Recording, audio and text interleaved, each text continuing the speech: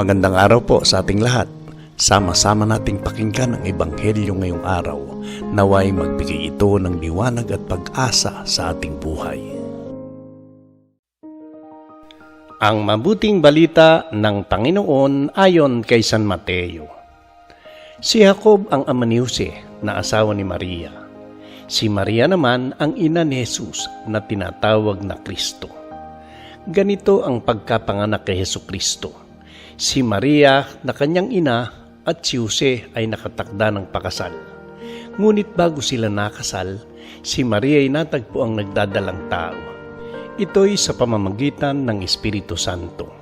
Isang taong matuwid itong si Jose na kanyang magiging asawa. Ngunit ayaw niyang mapahiya si Maria, kaya ipinasya niyang hiwalayan ito ng lihim. Samantalang iniisip ni Jose ito, nagpakita sa kanya sa panaginip ang isang anghel ng Panginoon. Sabi niya sa kanya, "Jose, anak ni David, huwag kang matakot na tuluyang pakasalan si Maria, sapagkat siya'y naglihi sa pamamagitan ng Espiritu Santo.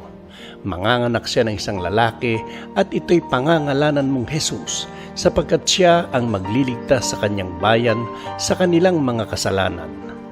Nang magising si Jose, sinunod niya ang utos ng anghel ng Panginoon. Ang mabuting balita ng Panginoon. Mapagpalang araw ng Huwebes po sa ating lahat. Sa Ebanghelyong ito, makikita natin ang kabutihan at pananampalataya ni Jose. Kahit siya ay nabigla sa kalagayan ni Maria, hindi siya agad humusga o nagalit. Sa halip, pinili niyang gawin ang tama ayon sa kabutihan ng kanyang puso. Nang magsalita ang Diyos sa pamamagitan ng anghel, buong kababaang loob niyang tinanggap ang kalooban ng Diyos.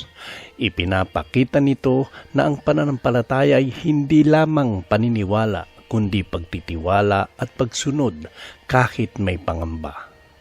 Tulad ni Jose, tinatawag din tayong maniwala na ang plano ng Diyos ay laging may kabutihang nakalaan para sa atin. Manalangin tayo. Panginoon, salamat sa iyong salita na nagbibigay liwanag sa aming puso. Turuan mo kami maging tulad ni San Jose, mapagpakumbaba, maunawain at handang sumunod sa iyong kalooban. Sa mga sandaling kami ay naguguluhan o natatakot, bigyan mo kami ng lakas ng loob upang patuloy na magtiwala sa iyong plano. Amen. Naway matutunan nating magtiwala sa Diyos at sumunod sa kanyang kalooban tulad ni Jose, sapagkat sa pananampalataya ay natatagpuan ang tunay na kapayapaan.